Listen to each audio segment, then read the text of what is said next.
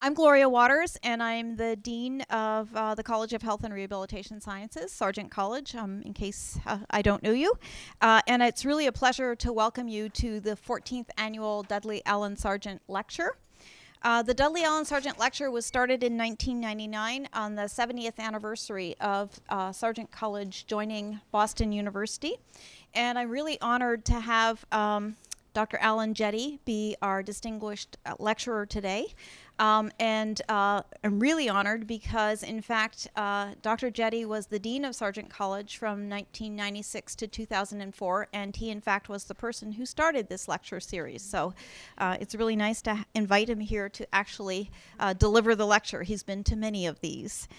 The idea behind the Dudley Allen Sargent Lecture was to give the Boston University and the Boston community an opportunity to interact with lead researchers and practitioners in the health and rehabilitation fields. Dr. Jette is currently a professor of health policy and management at the Boston University School of Public Health. He directs the Boston University Health and Disability Research Institute, the Boston Rehabilitation Outcomes Measurement Center, and is the director of the New England Regional Spinal Cord Injury Center. And his work currently focuses on the development and dissemination of contemporary outcome measures and instruments to evaluate the quality of health care. Dr. Jette was originally a physical therapist by training, and then he received an MPH and a PhD in the area of public health, and he served on the faculty of MGH IHP prior to coming here to Boston University. He's received numerous honors, among which are he received the Distinguished Public Service Award in 2010 from the American Academy of Physical Medicine and Rehabilitation. He was awarded the Excellence in Rehabilitation of Aging Persons Award by the Gerontological Society of America in 2011. And he was the Mary McMillan Lecturer for the American Physical Therapy Association in 2012, which is a very prestigious award. So I'm waiting to see what your award's going to be this year, because you had one each of the past 3 years. So my expectations are high, Alan. And today he's going to talk about the future of healthcare with a very provocative title, which is called Face into the Storm. So thank you, Alan.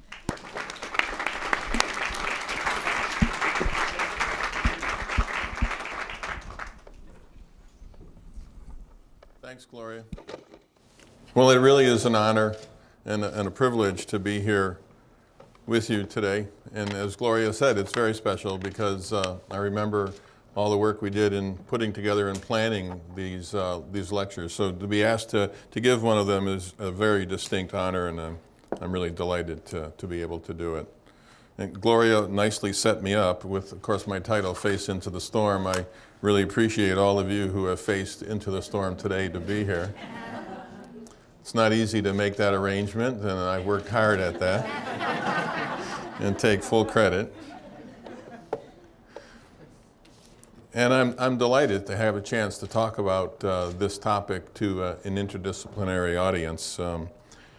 Gloria mentioned that I originally gave this talk as part of the Mary McMillan Lecture Award, and this is a very prestigious award that's given by my professional association, the American Physical Therapy Association.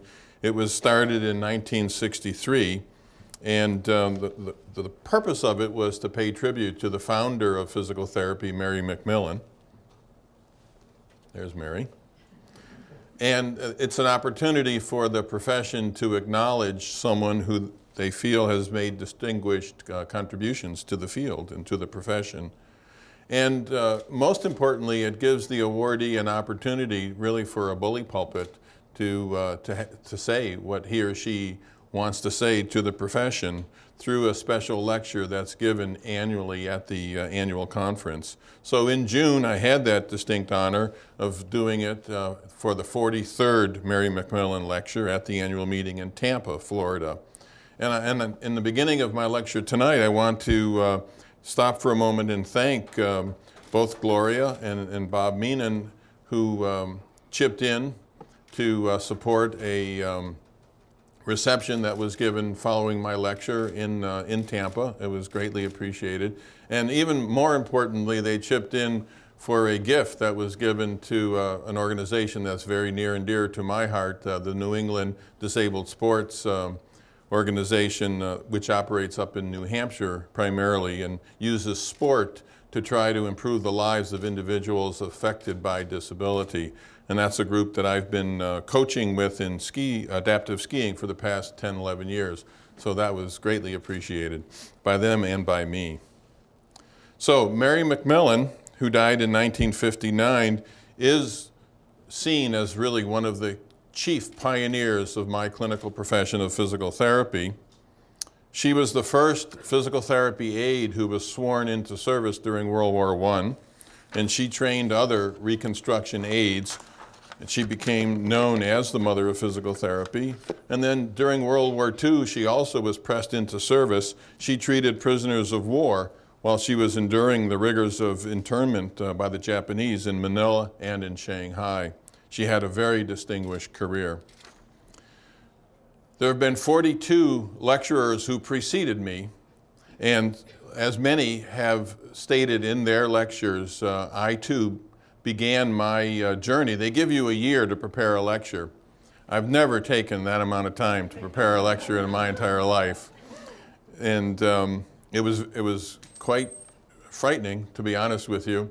And what was particularly frightening is about 2 months after being notified that I was to give the award, of course I sat back and figured 12 months, I mean, I've got lots of time. They contacted me 2 or 3 months after that and said, we'd like your title, so they could begin publication or whatever they do. And I don't know how you all do it, but for me, one of the last things that I do in a talk is the title. I can't do a title until I figured out what it is I'm going to talk about. So that really put the fear of God in me. So I had to figure out what I was going to say so I could come up with a title and they could do what they wanted to do. So I rushed to read 42 lectures that had preceded me, and it was quite illuminating to see the insights over the decades and the history of the physical therapy profession, and the fascinating glimpse into what was going on in the minds of many of the leaders throughout that history of our profession. What particularly struck me as I read through those McMillan lectures is that almost without exception, the lecturers since 1975 came back to one lecture that was provided by this individual, Helen Hislop. And she entitled her lecture in 1975, The Not So Impossible Dream. She was also a leader in our profession. She was chair and professor of the Department of Biokinesiology and Physical Therapy for several decades, 1968 through 1998. She was widely recognized in the field for her superb thinking, and she was a brilliant writer. And she was an editor of our professional journal for a long period of time. And speakers, year after year, came back to McMillan's Not So Impossible Dream. So I was particularly interested in going back and reading that. I didn't go to her lecture. I was a physical therapist at that point. It was held out in Anaheim, and I didn't have the funding to go out there, and to be honest, nor the interest in 1975. I didn't say that in Tampa, though. Her McMillan lecture was really quite remarkable, and I want to just give you a little taste of it. It was unvarnished Hislop. I had the opportunity to know her, and she's retired, living in North Carolina now. It was erudite, it was thoughtful. What was really quite striking to me, though, was the extent to which it was fearless and very challenging. It wasn't one of these lovely journeys through the profession, which some of them are, and which are nice, but hers was very different. She characterized her profession as one that was at that time in the midst of an identity crisis, and she challenged the profession as one that had not arrived and one whose survival was very much in doubt, and a profession that was searching for its distinction and its regard going forward in the future. She challenged us in our profession that our intellect was vagabond, that we were neglecting the history of ideas and the need for identity at our peril. And she accused us as being ingenious Philistines and guilty of intellectual treason. I couldn't imagine sitting in the audience hearing that and then, applauding. All the Philistines applauding Helen Hislop. So it had to be a remarkable experience to sit there and listen to it. She warned that although outside forces, and we as professionals are always worried about those outside forces that are impinging upon us. She said that although outside forces were working to retard the profession's progress, she acknowledged that. She said that our soft underbelly was the disarray in our scientific foundation. And for me, she went right to the heart of it. She said that's what was leaving us wide open for attack against the inadequacies of our own profession and attacks from government, from fiscal agencies, and from the consuming public. She laid the blame on ourselves as a profession. And as I thought back, that's the time I graduated into my field in 1973. And I could identify with what she was talking about because I came into the field at the same time. And I recall in my education in the 1970s that I was very concerned about the disarray in understanding. And I'll just give you a couple of examples. When I was a physical therapy student, I would go to lectures provided by my physical therapy professors, say in neurophysiology. And then I would go in the university. I was at the State University of New York at Buffalo, where we had a very strong neurophysiology department. And Beverly Bishop, one of the leaders in neurophysiology, was teaching undergraduate neurophysiology. I'd go to her lectures, and there was really no connection between what the physical therapy professors were teaching me about neurophysiology and what I was learning in my neurophysiology lectures, and it bothered me a great deal. It bothered me a great deal. And the other example I will give you is how embarrassed I was when I finally got out into clinical practice as a student before graduation. I went to my inpatient rehabilitation rotation, and I was working with an individual who had suffered a stroke, and I was doing bow bath techniques. And those of you in physical therapy know all about bow bath.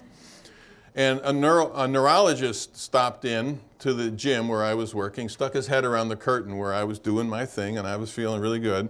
And he looked at me, and all he said was, "Hocus pocus." I'll never forget it. And then he walked away, didn't say another word. And I'm thinking, whoa, what have I gotten myself into? So to begin my lecture, I want to go back to Hislop. And I want to use something that really struck me in her lecture, which is where I drew the title for my talk today. And she talked about, and I quote, "It's old knowledge in Scotland that the sheep who stand on a rise of ground and face into the storm survive, while those which huddle together for warmth in the low places frequently are suffocated in the snowdrifts." And I thought, wow, okay, that's what I want to talk about. And so their face into the storm is where my title comes from. For me, the rehabilitation professions and my profession of physical therapy has come very far since those days in the early 1970s. As I look back and look at my profession today, much of what I think Hislop talked about in 1975 has been realized. Not completely, but much of it has been. And it's by the courage, the dedication, and the vision of those who have come before us over the past 4 decades. Today's physical therapy profession, and I suspect the other rehab professions, but I don't know as much about them. Physical therapy is clearly not the profession I entered in 1975 or 1973, nor is it the profession that Hislop talked about in 1975. Contemporary physical therapy, in my view, is vibrant. It has a clear and compelling identity. It has an essential distinction as a profession. I think it's quite unique in what it offers. And I think it has a compelling regard for the future. I think the profession has survived, and yes, I think it has in fact flourished over the past decades by doing precisely what Hislop said in 1975 we needed to do, and that is provide a distinct and valuable service to our patients. As I look at our profession as someone who works a great deal outside of physical therapy, I don't think we're either irrelevant nor are we redundant. I think physical therapy is respected and it's valued as a member of the healthcare team today. I think we're well on our way to grasping the control of the scientific foundation of our clinical practice. Now, we're not there, but I think we've come a long way since 1975. And I must say, as I work with physical therapists in our national association, sometimes I get the feeling that others outside of our field see that more clearly than we ourselves see. I think we still have, in some respects, an inferiority complex as healthcare professionals. I'll give you some examples. For me, the single most striking change that I have witnessed as a scientist with a background in physical therapy is the creation of a highly skilled and highly talented cadre of physical therapy clinical scientists. These are the individuals who today are forging the clinical scientific foundation of our profession. This is a development that Hislop argued was absolutely essential to our future destiny. And I think the science underpinning our practice is no longer in its infancy. Yes, we're still not into full maturity. We're probably into adolescence, well on our way to maturity, but clearly not in our infancy. And I've seen that over the past 3 decades. When I started my work as a scientist, there were very few physical therapists who were doing top-notch research, clinical research in physical therapy. I have personally perceived how people have viewed physical therapists and physical therapy scientists differently over the past decades. And I'll give you, again, an example from my own personal experience. In 1990, the NIH convened a task force. They brought together over 100 clinical scientists and clinicians in Hunt Valley, Maryland, to examine the adequacy of NIH research in rehabilitation.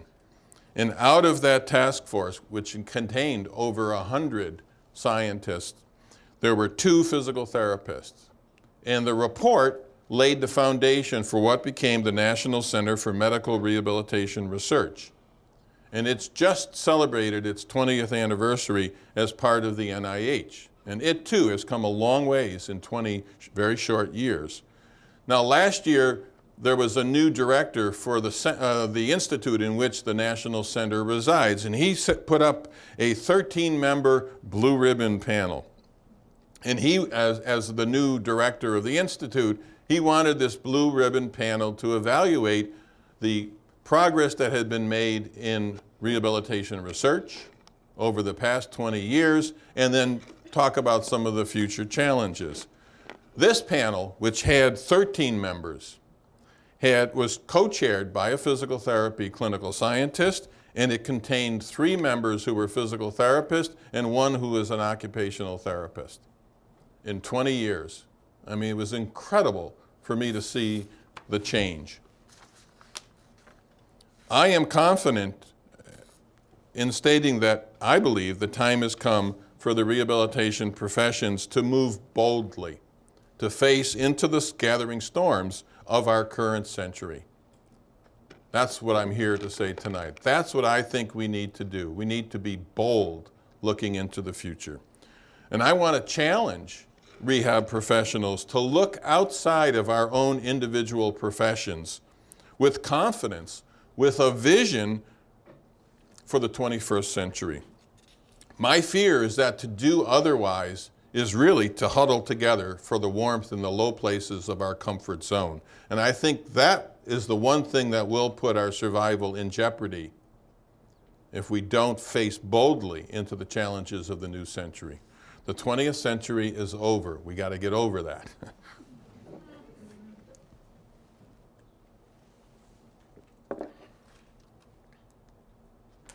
Now, in 2000, another Macmillan lecturer, Ruth Portillo, who also was affiliated with Sargent early in her career and then was over at the MGH.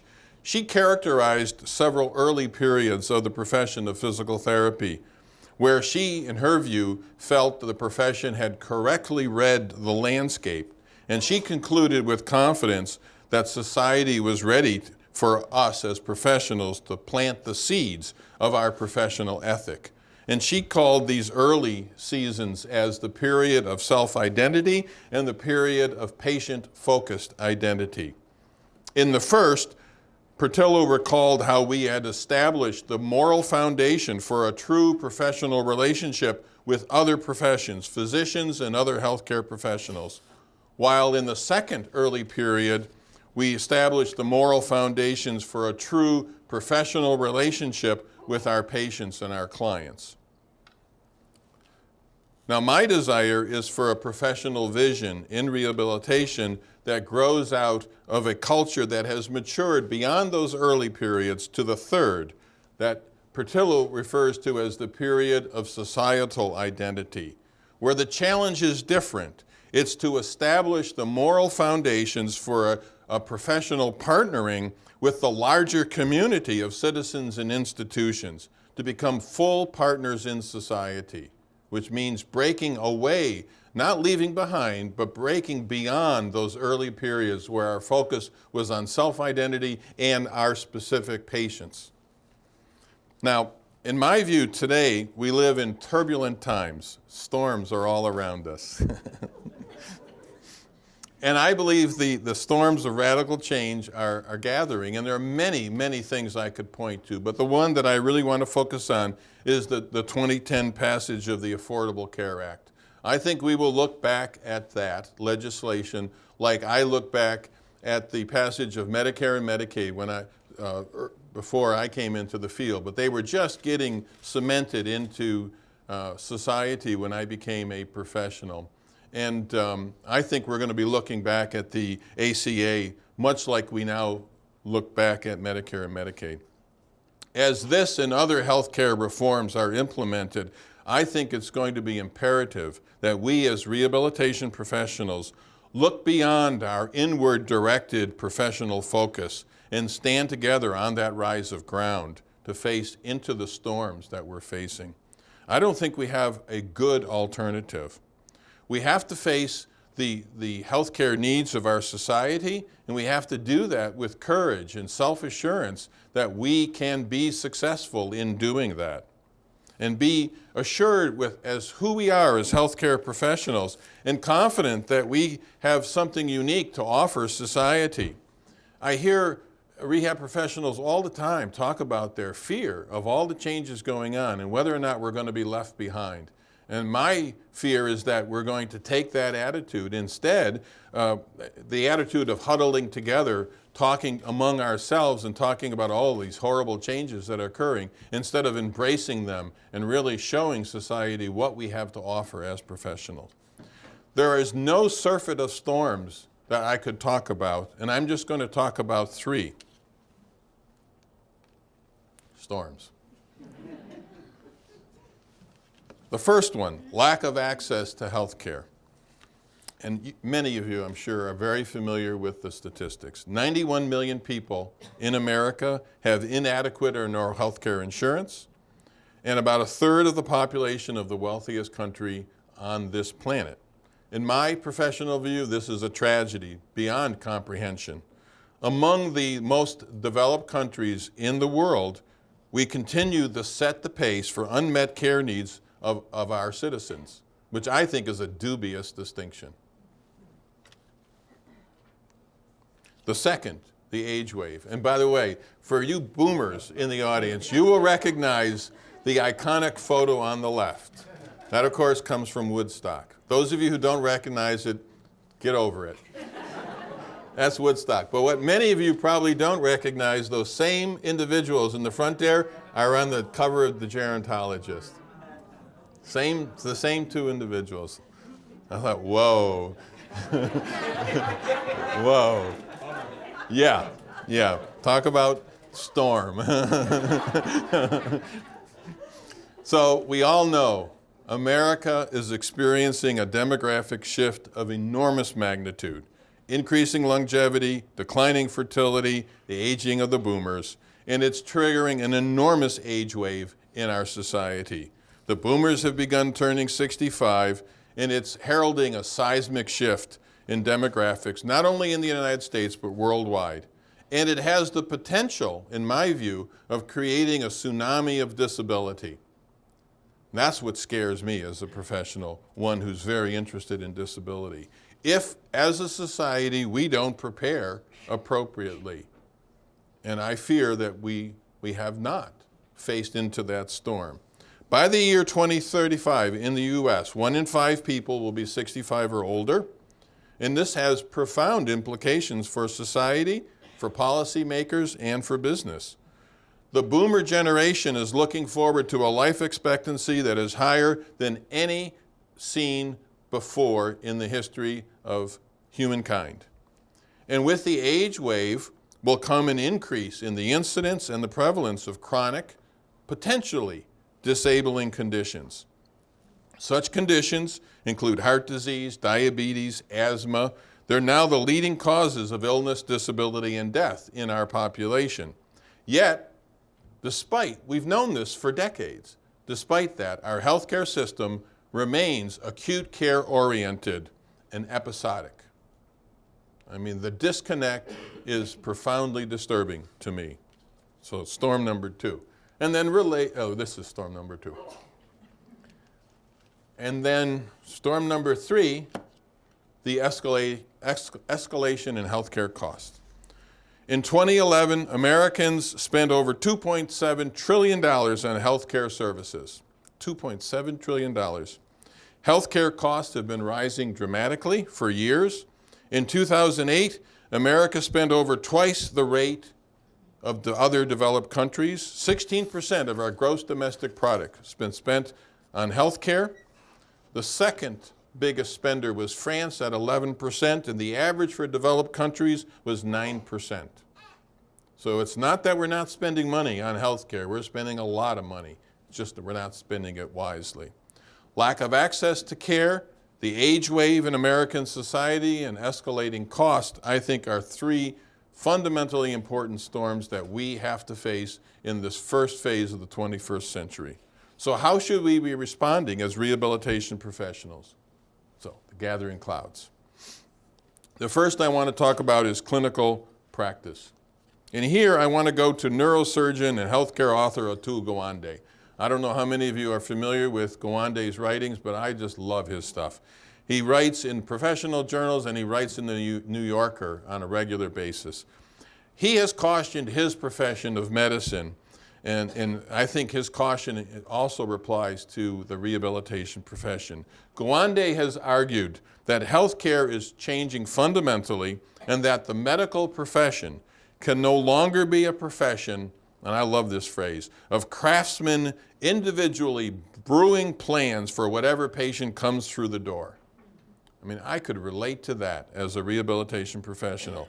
Have we fallen into the same trap as medicine has with our focus on practice models that are well suited for the 20th century, but not for the 21st century? Are we ready as rehabilitation professionals for accountable care organizations, for medical homes, and other methods of bundling services that are focused on more coordinated, interdisciplinary, cost-contained care? Fee-for-service practice is going to be a thing of the past, and we better be prepared for these other models of care. Are the rehabilitation professions providing a leadership role in creating and evaluating these models of care? We're talking about chronic disease management and coordinated care. What professions are better suited than the rehab professions? Are we leaders in the developing of these models of care? And if not, why not? What are we waiting for? Gawande argues that people who work in effective systems develop what he refers to as critical system skills. And I want to talk about 3 that he refers to. First, people who are effective in working in systems become interested in data. I know that sounds boring, but I think it's fundamentally important. He argues that people put effort and resources into collecting, refining, and understanding what the data say about their performance as clinicians. They collect these data not because some accrediting body requires them to do it. They collect it because it's fundamentally important to their practice. Secondly, they grow an ability to devise solutions for the problems that are uncovered in the data that they collect. And then thirdly, and I think this is probably the most challenging of the three, they develop the skill to implement these changes on a grand scale, not in just little cottage industries, but on the grand scale. They develop the skill to get their colleagues to go along the whole chain of care, functioning in concert, working in collaboration, and disseminating new knowledge into practice. It's not enough to do the research, publish the article, and hope that practice will change. That's not how change occurs. This involves discipline.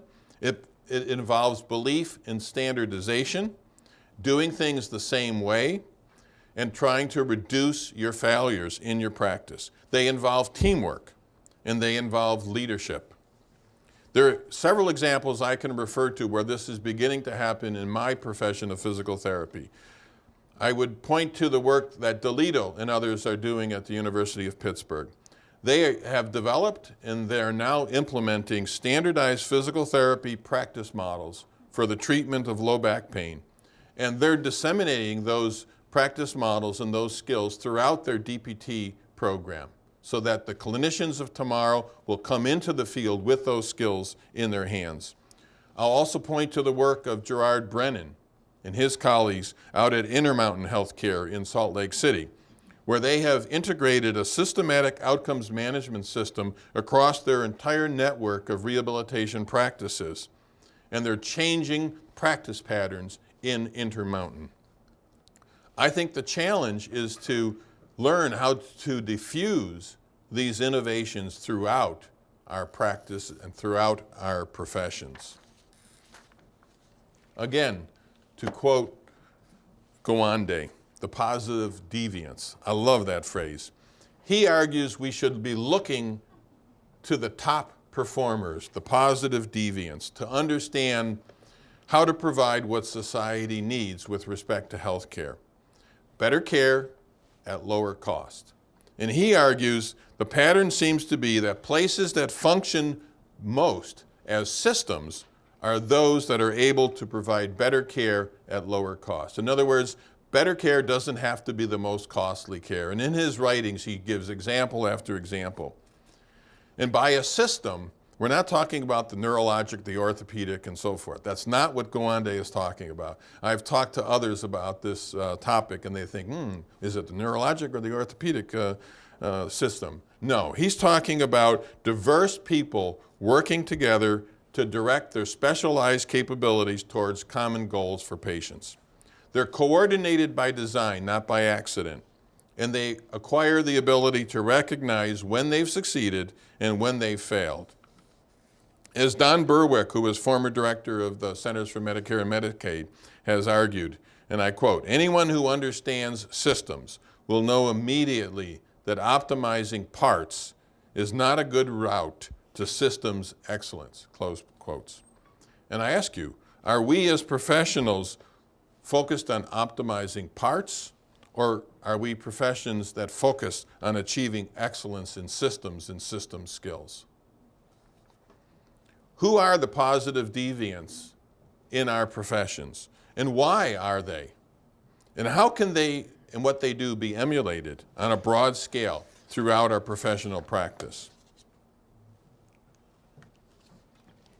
Are clinicians today equipped with the skills that they're going to need to function in contemporary effective healthcare systems?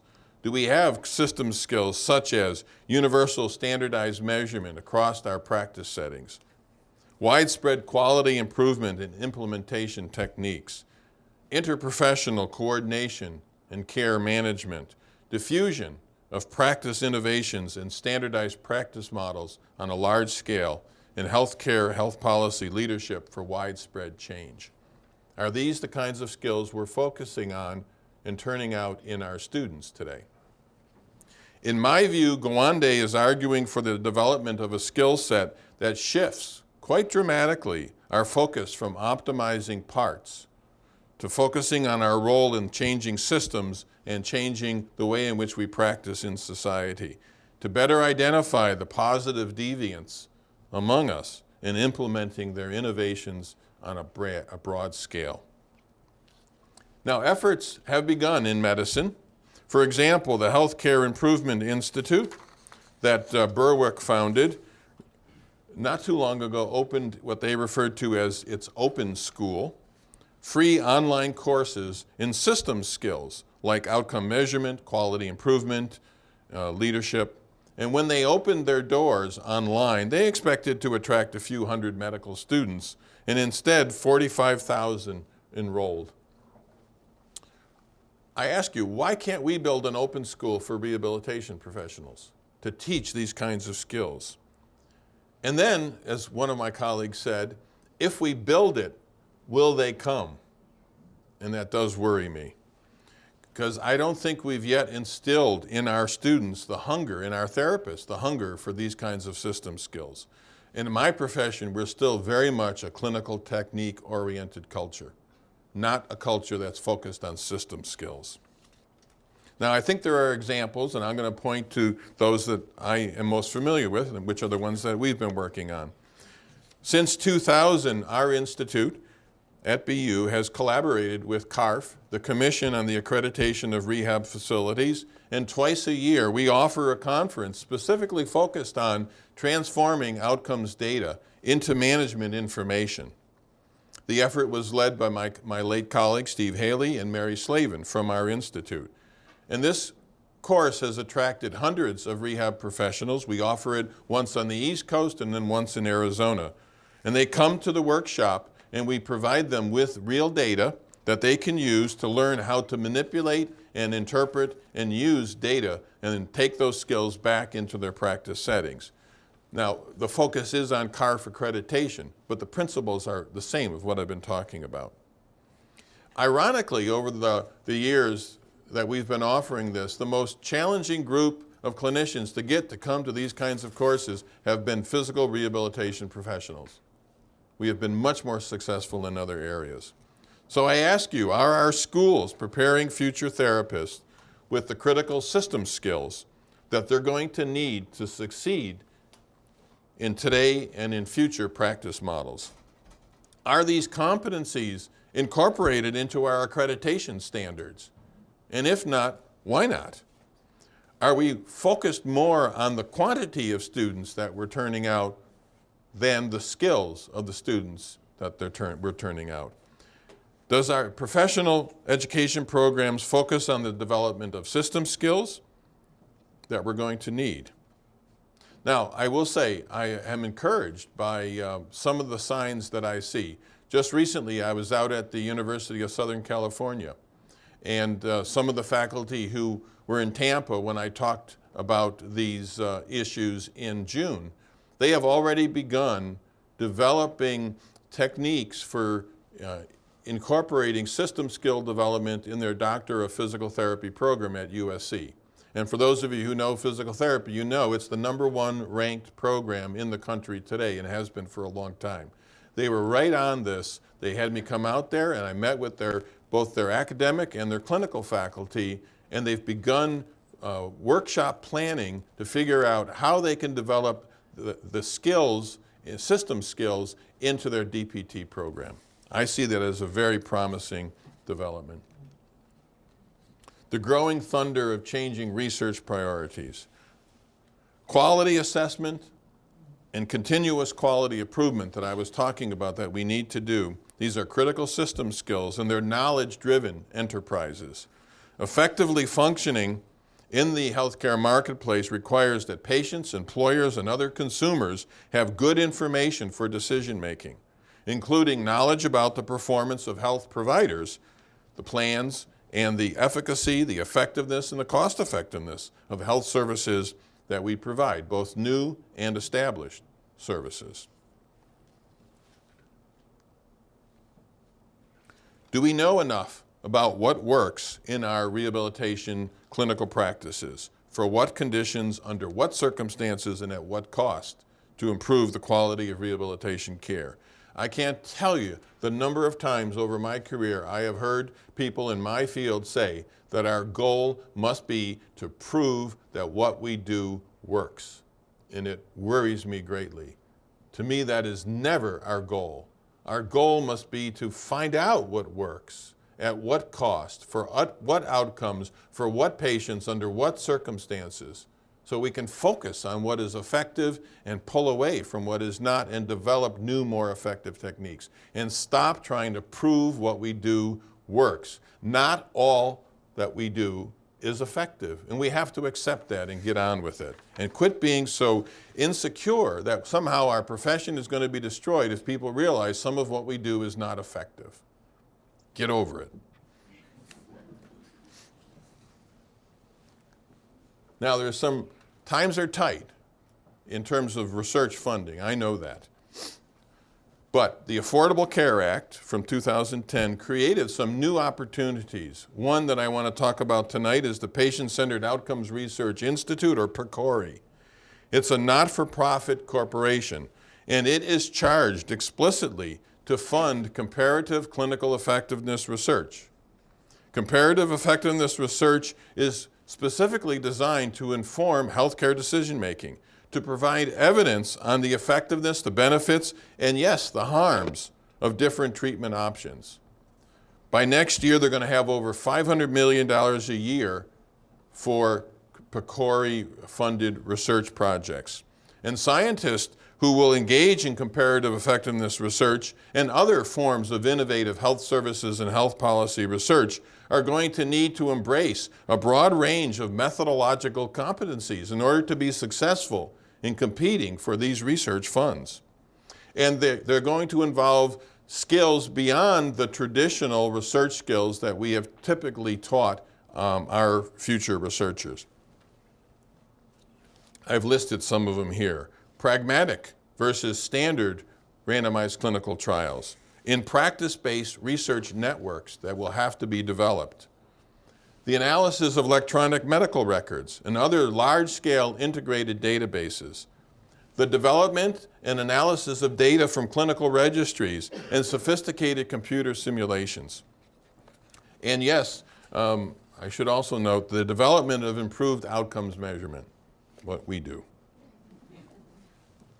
Toward this end, a little commercial.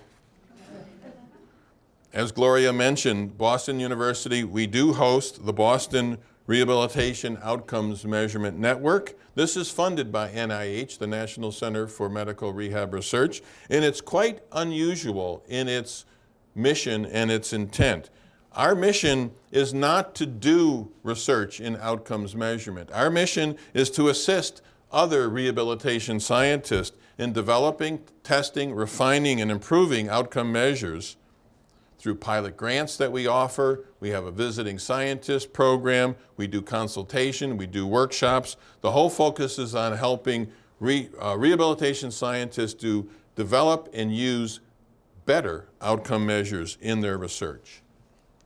Last summer, for example, we hosted a national workshop where people both came to Boston, and also we did webcasting on disability-related comparative effectiveness research. It was very successful. We had some outstanding leaders in the field come in, spend a day, and we attracted a lot of people. It's these kinds of events that I think we're going to need in the future. Researchers are going to have to focus on answering questions relevant to typical clinician and patient decision-making.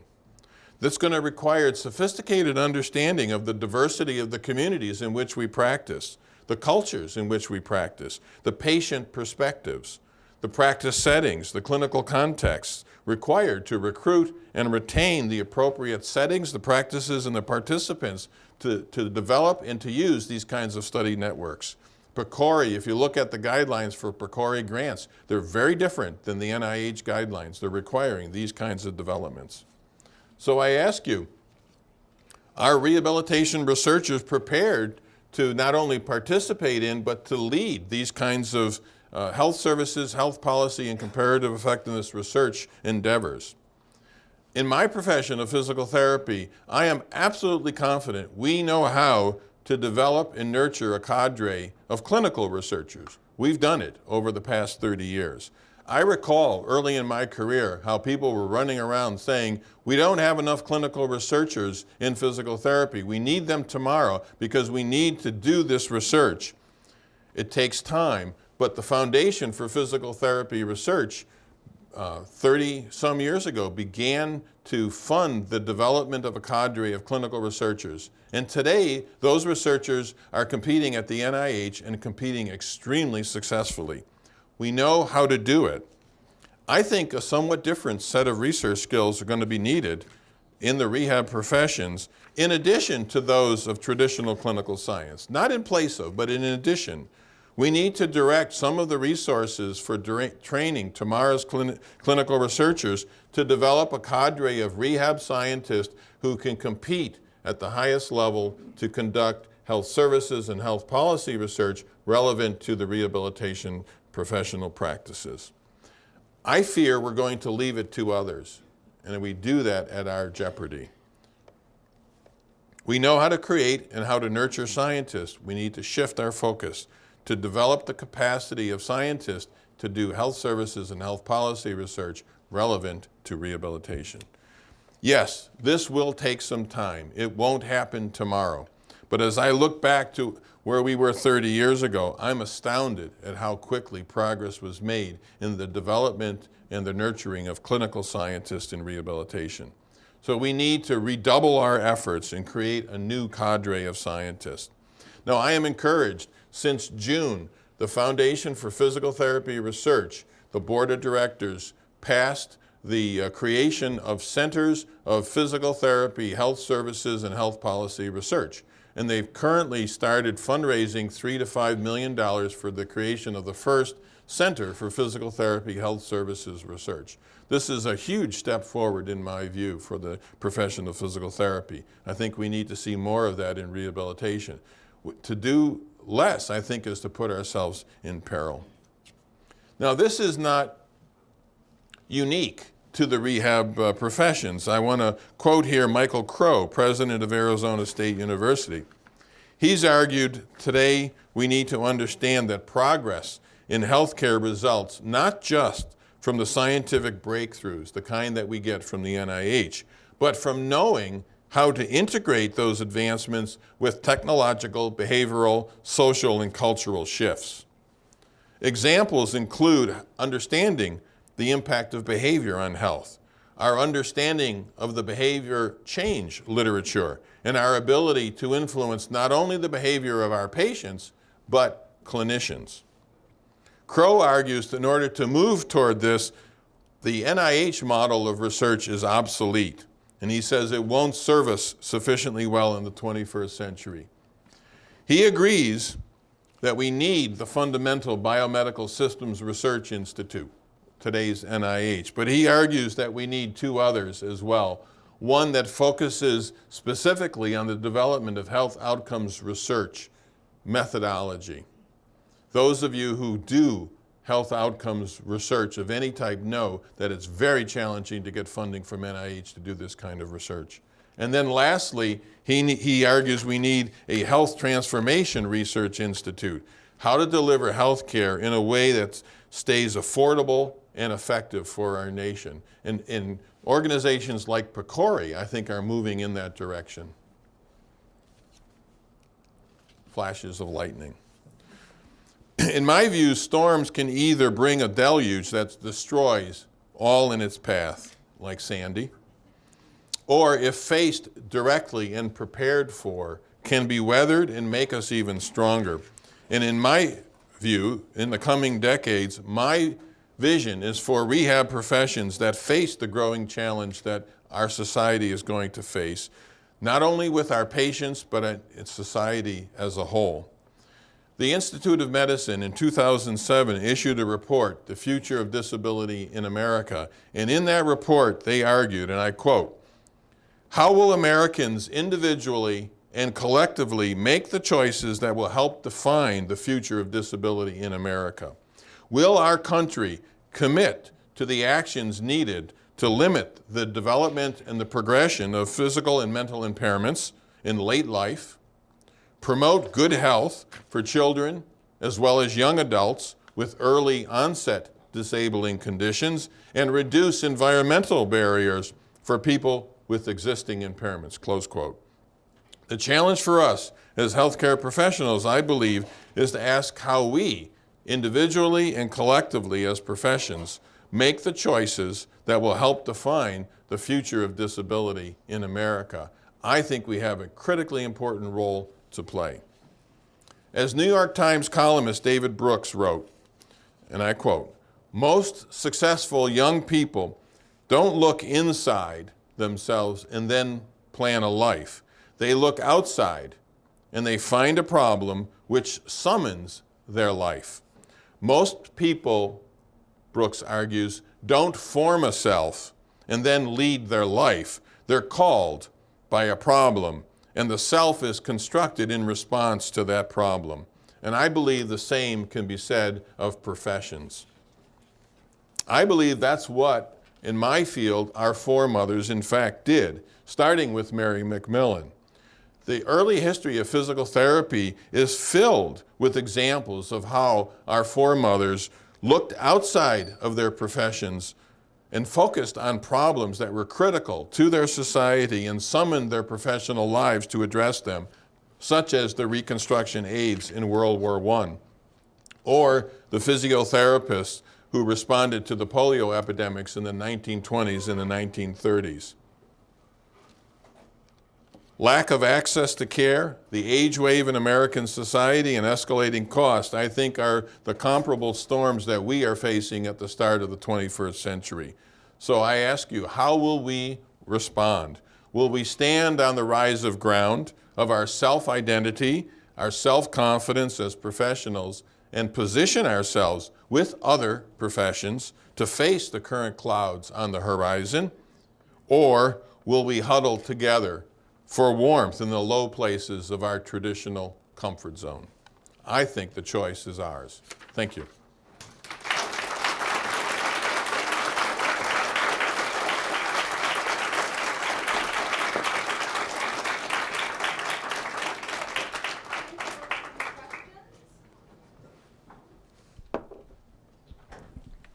Hi, Alan. I have one question. I'm wondering if you think that there's any place for the growth of preventive physical therapy, sort of prehabilitation. And I've noticed every time I go up to the Ryan Center with a new injury, I come away with a new set of exercises, and they all work. And I've asked some of the people up there whether there might be some prospect for people addressing issues before they get injured. Sure. But I'm thinking that one of the problems might be is that there's no system for that. There's no money for it. Right. Dennis, I think you've put your finger on the answer. You've both asked the question and answered the question, and I appreciate that. But I think the problem is we live in a fee-for-service healthcare system. And as long as that's the system in which we're practicing, professionals will focus on those services that are funded. Now, there are the beginnings of networks that are more prospective in their approach to payments, such as the Kaiser Network and so forth, where you're seeing much more emphasis on preventive services. The fields of rehabilitation are very prepared, and you also see it in the school systems. Many of the rehab professions do a great deal of preventive work in the school systems today. So there are examples, but I think that's the kind of change that we will see as the system of healthcare in our society begins to change. And as soon as the shackles are taken off professionals so that they don't have to function under rigid, regulated fee-for-service constraints, I think there'll be much more potential for creativity. If we're wise enough to take advantage of that, that's partly what I fear, is that we may stand by the side and see others do that instead of get involved. And I think that kind of change is envisioned in the Affordable Care Act. That's where they're trying to move. It's going to take us time. I mean, it's not going to be pretty, but I think it's a start moving in that direction. Bob. Alan, I was thinking about the role of professionalization and how that is evolving, and the responsibility of the profession to advance itself, if you will. And the issue that popped into my mind was the old saying that war is too important to be left to the generals. And I want to provocatively ask you whether some of this stuff is perhaps best not done by a profession itself. And maybe it fell into the triad that you quoted from Michael Crow. If you took the NIH and split it up, and you said there's a sort of more science base, and then there is a sort of applications, better outcome measures, and then there's what I would think of as the systems part. Right. And, I think you're a perfect example of somebody who has moved from the standard education or the standard track to look at outcome measures. And I wonder whether the third level is not best served by people who aren't in the profession, systems, operations management people, systems engineers, even, heaven help us, business people who actually look at this stuff. Because quite frankly, most people in the profession have gone through educational systems that in no way can cover all of that. And so we may want to introduce some concepts into the education system, but not expect the people coming through that system to actually be able to get to that end of the spectrum. Yeah, it is a provocative thought. It requires a great deal of confidence to put that kind of responsibility in the hands of people outside of your field. So I think there's a lot of anxiety about that for that reason.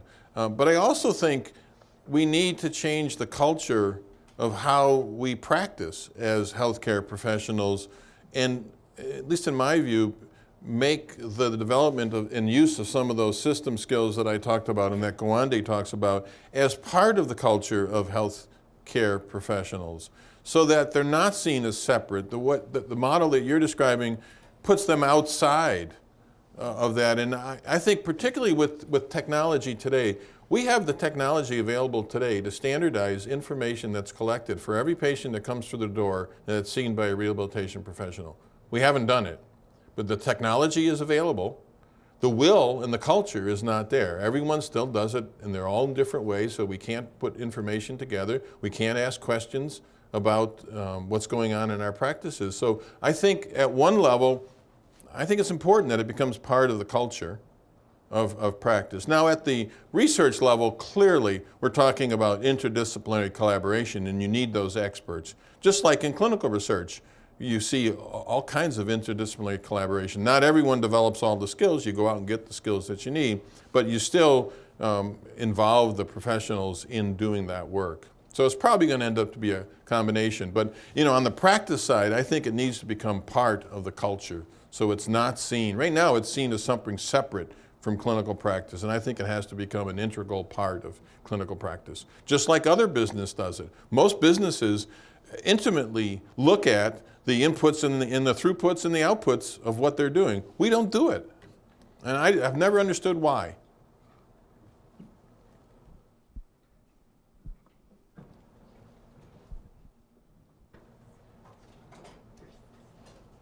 Thank Hi, you Sally. for that. Being from the mental health world, we're very interested in how healthcare reform is going to roll out, and everyone in the mental health world is talking about the integration of healthcare and mental health care. And I wonder if you have any kind of bold, overarching thoughts about, what's going to happen as mental health and physical health professions try to integrate and deliver care, especially to the group of individuals that we're interested in, which is people with severe psychiatric disabilities. Yeah. Well, to be honest with you, I worry greatly about them and the extent to which we're going to be able to meet their needs. As I look back at some of the changes in the care of psychiatric patients during my career, we don't have a very good track record. I remember in the 70s when we did the deinstitutionalization movement, where this was supposed to be really an advancement of getting people out of warehouses to really care for their needs in the community. We did a great job of the first part, of getting them out, and then we did a crappy job of meeting their needs in the community, and we just really dropped the ball. So I'm worried, but I will say that one of the biggest concerns that I see in the care of psychiatric patients is that there is no coordination whatsoever in the healthcare system today. So to the extent that the system moves toward embracing coordination, we have a chance, because without coordination, it's not going to be effective. So I think we have a chance, and actually mental health may be a good model for testing some new systems for coordination of care. But I'm worried about it. I'm very worried about it for many different reasons.